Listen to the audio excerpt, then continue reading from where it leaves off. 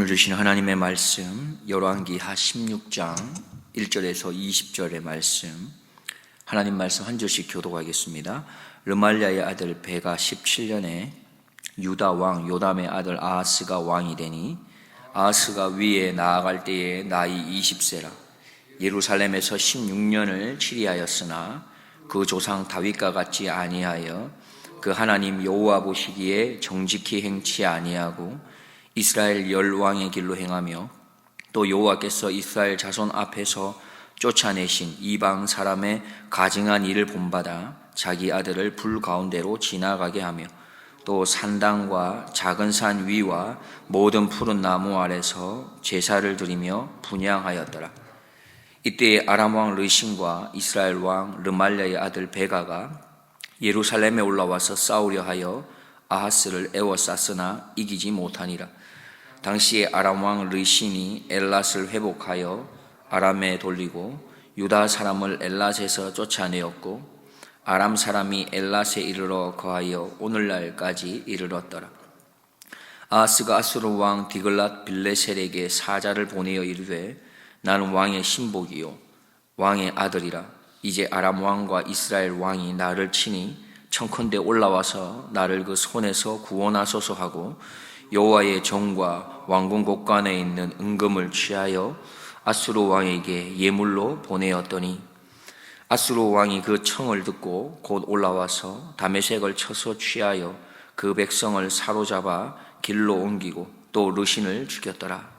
아하스 왕이 아수르 왕 디글랏 빌레셀을 만나러 다메섹에 갔다가 거기에 있는 단을 보고 드디어 그 구조와 제도의 식양을 그려 제사장 우리야에게 보내었더니 아하스 왕이 다메섹에서 돌아오기 전에 제사장 우리야가 아하스 왕이 다메섹에서 보낸 모든 것대로 단을 만든지라. 왕이 다메섹에서 돌아와서 단을 보고 단 앞에 나아가 그 위에 제사를 드리되 자기의 번제와 소제를 불사르고 또 전제를 붓고 순제 짐승의 피를 단에 뿌리고 또 여호와의 앞 곧 전 앞에 있던 놋단을 옮기되 새 단과 여호와의 전 사이에서 옮겨다가 그 단 북편에 두니라. 아하스 왕이 제사장 우리야에게 명하여 가로되 아침 번제와 저녁 소제와 왕의 번제와 그 소제와 모든 국민의 번제와 그 소제와 전제를 다 이 큰 단 위에 불사르고 또 번제물의 피와 다른 제물의 피를 다 그 위에 뿌리고 오직 놋단은 나의 물을 일에 쓰게 하라 하며 제사장 우리야가 아하스 왕의 모든 명대로 행하였더라. 아하스 왕이 물두멍 받침에 옆판을 떼어내고 물두멍을 그 자리에서 옮기고 또 놋바다를 놋소 위에서 내려다가 돌판 위에 두며 또 안식일에 쓰기 위하여 성전에 건축한 낭실과 왕이 밖에서 들어가는 낭실을 아수르 왕을 인하여 여호와의 전에 옮겨 세웠더라. 아하스의 그 남은 사적은 유다 왕 역대지략에 기록되지 아니하였느냐. 아하스가 그 열조와 함께 잠에 다윗성에 그 열조와 함께 장사되고 그 아들 히스기야가 대신하여 왕이 되니라. 아멘. 오늘 본문은 남유다 왕 아하스 왕에 대한 이야기입니다. 우리가 이미 본문에서 조금 참고해서 읽어보았는 것처럼 아하스는 유다의 11대 왕, 그의 아버지이지요. 요담 왕, 그의 아들이고 그 당시에 북이스라엘은 18대 왕 베가, 그 왕이 17년째 통치하고 있었을 때입니다. 그때 유다의 12대 왕으로 즉위하게 됩니다.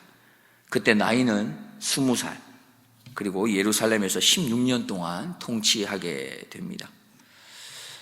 그때 당시에 북이스라엘 상황은 참 좋지 못했습니다. 멸망의 직전에 서 있는 그런 상황이었고요. 그 주변 나라에서는 남쪽으로는 아람 왕 르신이 유다를 침략하고 또 동북방에서는 아수르의 디글랏 빌레셀 3세가 세력을 점점 확장하고 있었던 그런 시대였습니다. 이런 시대적 상황 가운데서 아람 왕 르신 그리고 형제 나라인 북쪽에 있는 이스라엘 베가가 동맹군을 형성해서 이제 남유다를 침공해 오려고 하는 것이죠. 5절 말씀을 보면 이때에 아람 왕 르신과 이스라엘 왕 르말랴의 아들 베가가 예루살렘에 올라와서 싸우려 하여 아하스를 에워쌌으나 이기지 못하니라 했습니다. 동맹군으로 쳐들어온다는 소식을 듣고 아하스는 어떻게 합니까? 그 주변의 강대국인 바로 아수르 디글랏빌레셀 3세에게 예물을 주면서 원조를 청하는 것이죠. 아수르는 돈을 받고 그것을 허락합니다. 결국 아수르의 침공 때문에 아람 왕 르신 또 이스라엘 왕 베가의 그 동맹군은 결국 패전하게 되죠. 7절 말씀입니다. 아하스가 아수르 왕 디글랏빌레셀에게 사자를 보내어 이르되 나는 왕의 신복이요 왕의 아들이라. 이제 아람 왕과 이스라엘 왕이 나를 치니 청컨대 올라와서 나를 그 손에서 구원하소서. 아하스는 아수르 왕 디글랏빌레셀을 만나기 위해 그리고는 그 이후에 다메섹으로 향하게 됩니다. 그리고는 그곳에서 제사를 드리고 있는 이방의 제단을 보고는 그것에 마음을 빼앗기게 됩니다.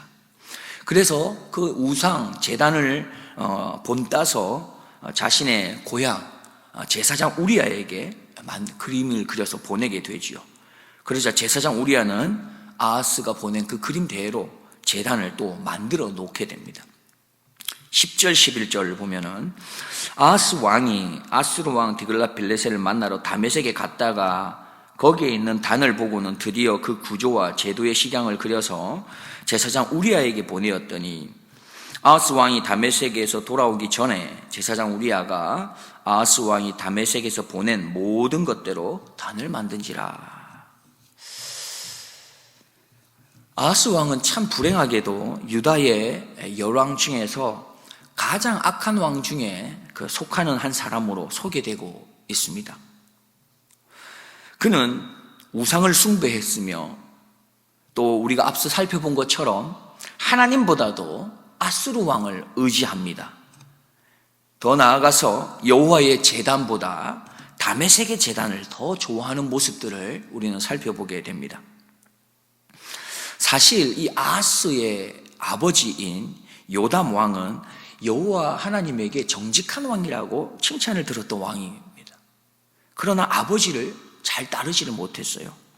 또한 더 안타까운 것은 그의 아들은 히스기야 왕인데 이 히스기야 왕은 사실 이 아하스의 아버지 요담 왕보다도 더 훌륭한 왕으로 칭찬을 들었던 또 왕이었습니다. 그런데 그 중간에서 이 아하스 왕은 참으로 안타깝지만 정직한 길을 걷지 못합니다.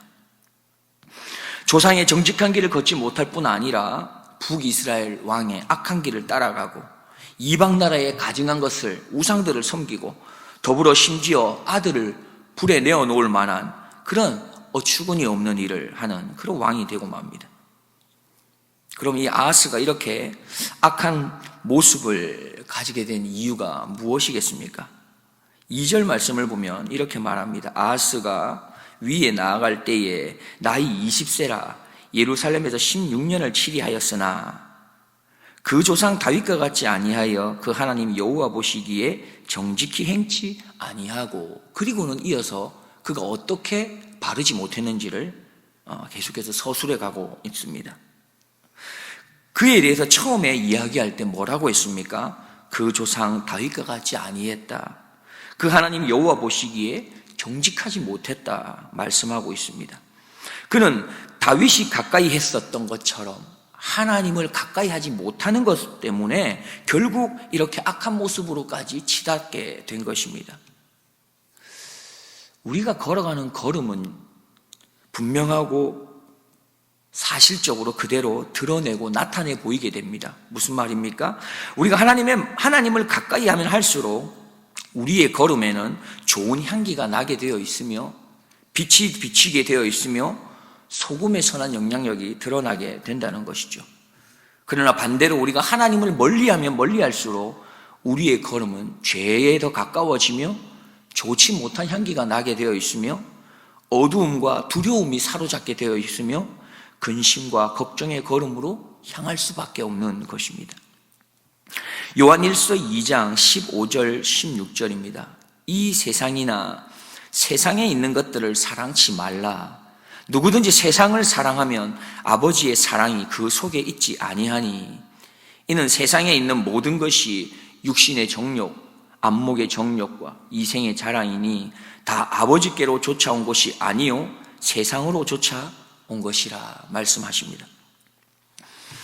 하나님께서는 세상을 사랑하는 자는 정욕에 이끌리게 된다 말씀합니다. 앗수르를 의지하고 앗수르를 사랑했던, 하나님이 아니라 세상을 의지하고 세상을 사랑했던 이 아하스 왕은 결국 그들 세상이 섬기고 있던 그 제단에도 마음을 빼앗깁니다. 세상이 쫓아가는 그 따르는 곳에 결국 똑같이 마음을 빼앗깁니다. 그렇게 세상이 자랑하고 세상이 섬기는 그 제단에 마음을 뺏기고는 정욕에 이끌려 하나님의 제단을 버리고 세상의 제단을 더 사랑하게 됩니다. 예배보다도 세상에서 좋다고 하는 것들에 우리는 더 마음을 뺏길 수 있는 것이지요. 예배보다 세상의 그 어떤 것에 투자해서 더 유익한 것이 있을 거라고 생각할 수 있는 것이죠. 하나님의 말씀을 듣는 시간을 투자하기보다 세상에서 더 잘 살아낼 수 있는 그 유익한 정보를 얻는데 우리가 더 마음을 빼앗길 수도 있는 겁니다. 결국 아하스의 욕심은 죄를 낳았고 그 죄는 점점 더 커지고 장성해 사망을 낳는 길을 걸어가고 있는 것입니다. 우리는 기억해야 하겠습니다. 아하스의 이 배교의 길은 다윗의 길을 따르지 않았기 때문에 나타난 것입니다. 말씀, 하나님을 따르고 순종하는 길에서 벗어났기 때문에 나타난 결과인 것이죠. 말씀을 귀하게 여기고 순종했던 다윗은 예배를 사모하는 자였습니다. 예배에 대한 간절함이 있었던 사람이었습니다. 그러나 말씀을 소홀히 했던 아하스의 모습에서는 예배에 대한 사모함, 하나님의 제단에 대한 애착이 없습니다. 다윗이 말씀을 사랑함으로 순종하기를 기뻐했다면 아하스는 말씀을 소홀히 함으로 말씀에 순종하기보다 사람의 방법을 찾고 세상이 좋다 하는 그것을 따랐던 겁니다. 다윗의 길, 말씀을 따르는 길, 여호와 보시기에 정직히 행하는 길로 우리는 향하기를 원하십니까? 아니면 이스라엘 열왕의 길, 이방 사람의 가증한 우상의 길, 사람의 방법을 쫓는 길을 향하기를 원합니까? 나는 지금 예배의 단을 쌓는데 마음을 쏟고 있습니까? 아니면 세상의 다른 방법을 찾는데 힘을 쏟고 있는 것입니까? 원하옵기는 나의 마음과 나의 시간, 나의 행동이 하나님을 가까이 하는 일에 더 힘을 쏟을 수 있는 오늘 하루가 되기를 주님의 이름으로 축원드립니다. 기도하겠습니다. 하나님 아버지, 오늘도 우리에게 말씀을 가까이 하고 하나님을 가까이 하고 그렇게 기도를 가까이 하고자 하는 마음을 주셔서 고맙습니다. 우리의 열심이 세상의 방법을 찾는 것보다 하나님의 말씀에 순종하는 데에 힘쓰게 도와주십시오. 다윗과 같이 하나님을 찾는 것에 간절함이 있게 하시고 예배를 향한 사모함이 있게 하옵소서. 말씀을 읽으면서 하나님의 마음을 알 수 있는 깨달음이 있게 도와주옵소서. 오늘도 말씀이 우리를 빛으로 또 소금으로 참된 주님의 제자의 삶으로 인도할 수 있도록 말씀을 앞장 세우고 말씀의 인도를 받아 살아가게 하여 주옵소서. 우리의 길이요 진리요 생명이신 나의 구주 예수 그리스도의 이름으로 기도드리옵나이다. 아멘.